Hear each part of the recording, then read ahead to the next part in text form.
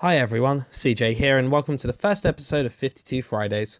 Inspired by an old school friend, 52 Fridays is going to be a place for me to air my thoughts, talk nerdy and just generally ramble on. Instead of me just looking headlong into a camera though, I thought I'd at least add some footage of games I'm currently playing.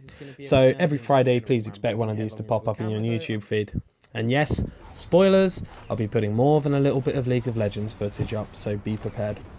There is no point to these aside from maybe a way for me to improve editing and get comfortable actually making videos.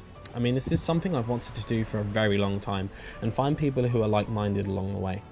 You know, play and talk video games with more than just a baseline knowledge and create a community with which to talk to, as I still get anxious about trying to join similar ones online. Even simple things like forums are something I'd love to just dive into, but there's still that lingering fear of not being accepted.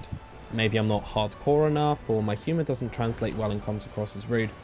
There's a lot of things holding me back, and by doing this, maybe I'll begin to be confident again. Now, with that said, I want to talk today about an old saying. You know how it goes, don't judge a book by its cover. Now, everyone, and I mean everyone, is guilty of this at some point in their life. When you do it without even meaning to. It covers everything from music, people, and hell, even supermarkets. Last year, I did that with the game that I'm playing right now, Ori and the Blind Forest. I kind of just shrugged it off as some indie platformer that just had a really nice art style.